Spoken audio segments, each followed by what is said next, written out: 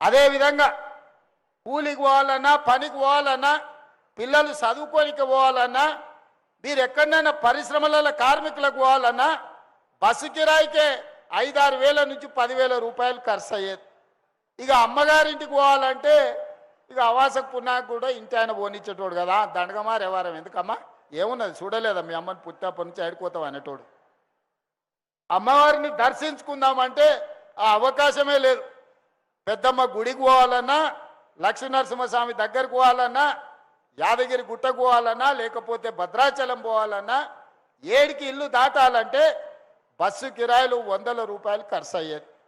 మరి ఇవాళ మా అక్కల్ని అడుగుతున్నా, తెలంగాణ రాష్ట్రం నలుమూలల 7 తారీఖు నాడు నేను ముఖ్యమంత్రి అయితే 9 తారీఖు 2023 నాడు ఆడబిడ్డలకు ఆర్టీసీ బస్సుల్లో ఉచిత ప్రయాణం.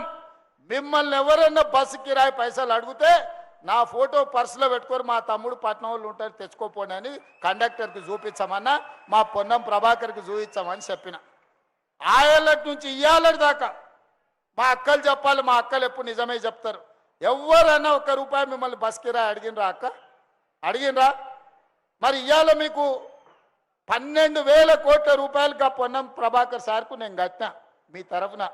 ఆ సారి కిరాయి పైసలు లేకపోతే కుదరదంటే నేను కడతా స్వామి, నేనేం లేకుంటే కాదు, వాళ్ళకు మా చెల్లెళ్ళకు మా అక్కలకు నేను తోడున్నా, వాళ్ళ తరఫున నగదు నేను కడతా, వాళ్ళు మాత్రం ఉచితంగా పోవాలి, వాళ్ళని అడగొద్దని చెప్పి పొన్నం ప్రభాకర్కి ఇప్పటికి 12,000 కోట్ల రూపాయలు ఇవాళ నేను మీ తరఫున ఉచిత బస్సు కట్టిన. ప్రభాకర్ గారు ఉచితంగా ఇవ్వలేదు అక్కో, ఏమన్నా ఉచితంగా ఇచ్చిండు అనుకునేరు.